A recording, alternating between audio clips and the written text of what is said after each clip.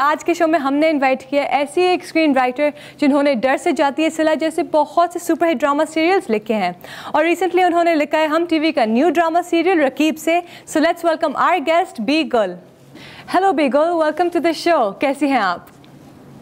Thank you so مچ. جی ٹھیک ہوں سو for. That's great. تو چلیے شروع کرتے ہیں. رقیب سے is a pure emotional drama. So what were your thoughts before writing this kind of story?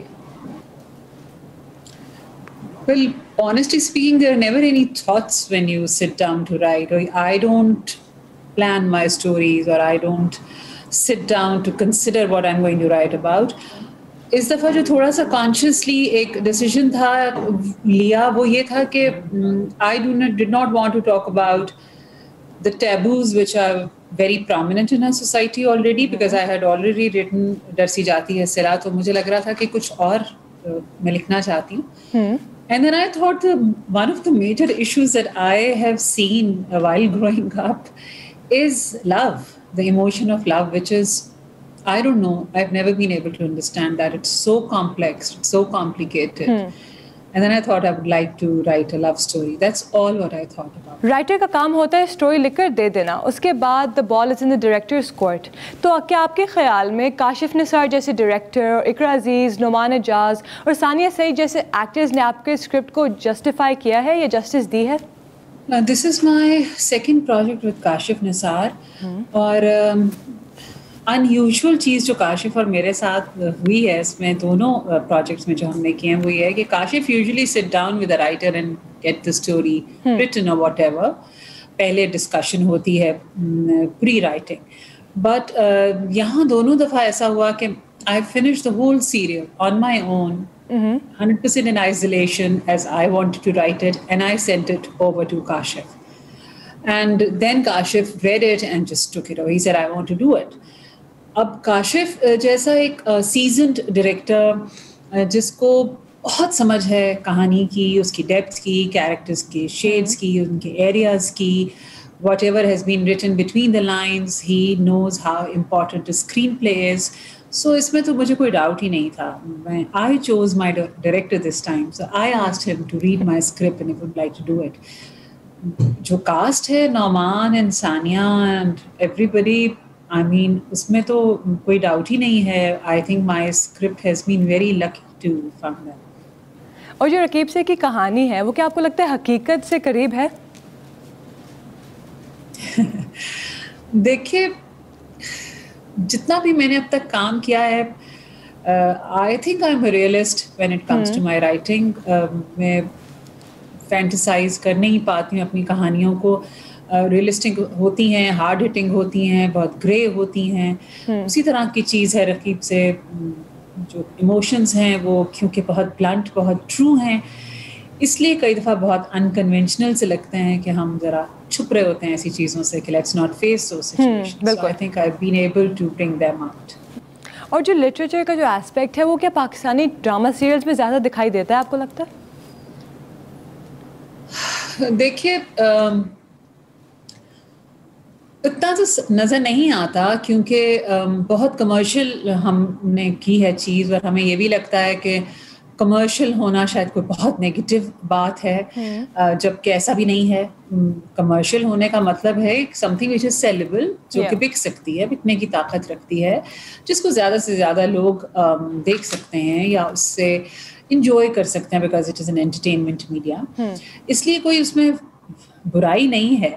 آپ اس کو کمرشل کیجیے، اور لیکن تھوڑا سا I think we sort of misunderstood what commercialism is. ہمارا یہ خیال ہے کہ چیپ چیز بکتی ہے، جبکہ ایسی بات نہیں ہے. جو بکتی ہے وہ کمرشل ہے، اس کو چیپ ہونا ضروری نہیں ہے. اور کیا آپ کو لگتا ہے کہ جو نارملی پاکستانی ڈراماز میں دکھائے جاتے ہیں the same idea, the same barriers, کیا نارملی جو دوسرے پاکستانی ڈراماز جب ریلیز ہو رہے ہیں کیا وہ بھی انہی بیریئرز کے اندر ہیں، ان دا ہول آئیڈیا آف گھر کے اندر، گھر کے مسئلے ایکسیٹرا؟ دیکھیں گھر کے مسئلے میں کوئی بتانے میں بھی کوئی مسئلہ نہیں ہے، کیونکہ گھر کے اندر بہت سارے ایج گروپس رہ رہے ہوتے ہیں اور بہت سارے ریلیشن شپس ڈیولپ ہو رہے ہوتے ہیں اور ایوالو ہو رہے ہوتے ہیں. اس گھر سے نکل کر آپ ایک باہر نکلتے ہیں اپنی سوسائٹی میں. آئی ایگری کہ اس میں اسٹک نہیں ہو جانا چاہیے اور یہ نہیں سوچنا چاہیے کہ صرف گھر کے اندر کی ہی چیزیں ہو رہی ہیں. لیکن اگر گھر کے اندر کی کہانی کو بھی آپ اس طرح سے پیش کریں کہ کچھ اس کے اندر سے رستہ نکلے, کچھ چیز تو آپشن تو آئے سامنے, تو پھر تو آپ دیکھتے ہیں.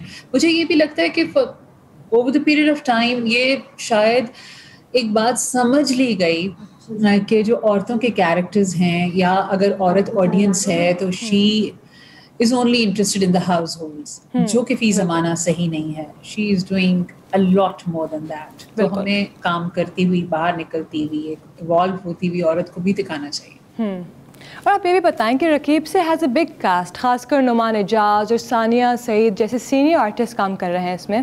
سو اس کتنا اسپیشل رہا آپ کے لیے اس ڈرامہ کا اسکرپٹ؟ پہلے اسکرپٹ ہوئی, پھر کاسٹ ہوئی, سو اس طرح سے, اس ترتیب سے یہ لوگ آئے. جب میں لکھ رہی تھی تو میرے ذہن میں کوئی ایکٹر ایز سچ ابھی نہیں تھے. ہم نے بعد میں بیٹھ کے کاشف اور ہم نے ڈیسائیڈ کیا کہ کون کسے پلے کرے گا. ہونا بھی یہی چاہیے کہ you know the actor needs to play a character, not a character needs to play an actor. So ہونے بھی یہی بات چاہیے.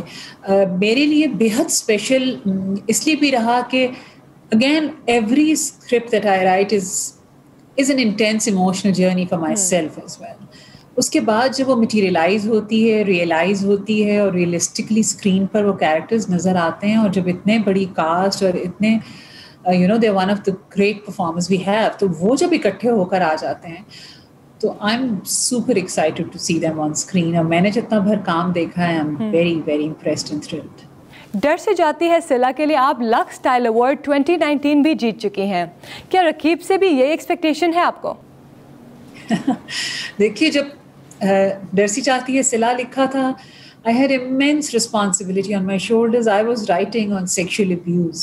So مجھے پتا تھا کہ میں کتنی مشکل جگہ پر قدم رکھنے جا رہی ہوں, اور I owe every word to any victim out there.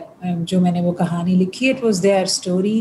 کسی کی ایک پینفل جرنی لکھنا, چاہے وہ ایک فکشن تھی, وہ ایک کیریکٹر میرے لیے بہت زندہ تھا, تو وہ تو ایک بہت ہیوج رسپانسبلٹی تھی. آئی ہیڈ نو کلو کہ میں اس سے کچھ ایوارڈ لینے والی ہوں یا یہ کہیں پہنچنے والا ہے. All I wanted to do was کہ مجھ سے یہ ذمہ داری پوری طرح ادا ہو.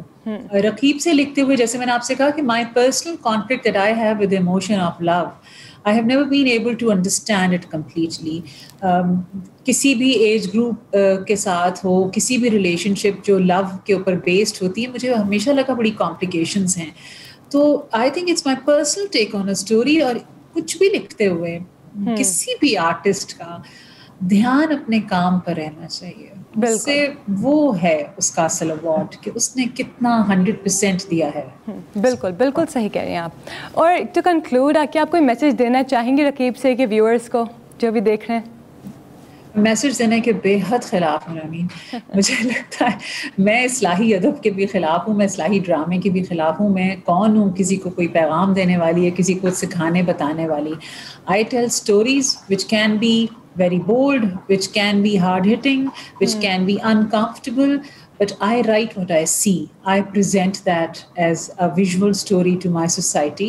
وہ انہی کی کہانی ہے, میں انہی کے سامنے لے کر آتی ہوں. میں کسی کو کوئی میسج دینے والی نہیں ہوں, نہ ہی کہانیاں کچھ سکھا دینے کے لیے ہوتی ہیں.